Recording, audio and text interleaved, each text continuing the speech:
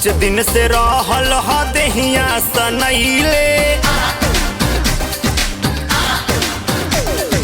5 दिन से रहल ह देहिया सनैले छुई जनिए राजा जी पानी नहैले छुई जनिए राजा जी पानी नहैले पतरी शरीरिया लागी हमार फैले छुई जनिए राजा जी पानी नहैले छुई जनिए राजा जी पानी नहैले।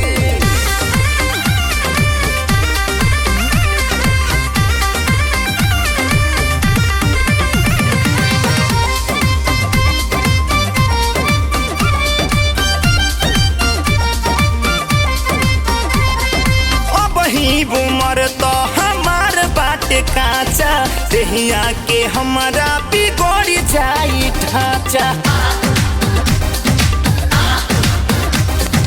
अब ही उमर तो हमार बाटे काचा हो जाई लइका बिगड़ जाई ढांचा हो खाई अभी जनी लइके में लइका जी छोड़ी ना हटी होने करतानी है काजी लोड करी ना कुछ दिन राखी गए रउआ हरदम रहिले खखुआइले भइल नाया राम रहल देहिया तू खइले छुई जनिए राजा जी पानी नहैले छुई जनिए राजा जी पानी नहैले।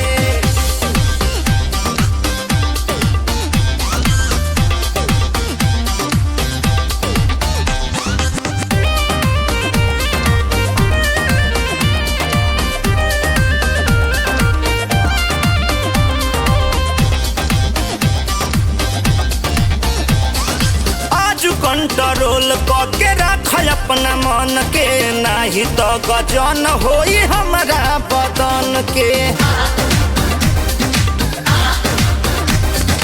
आज कंट्रोल करके रख अपना मन के नहीं तो गजन होई हमारा बदन के मनाली मन के अपना धरी जनी कोरा में अपन सामान हमारा भरी जनी झोरा में निकला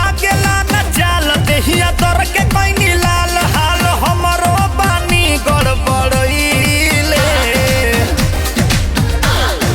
इंदल निराला बानी हमके ह भइले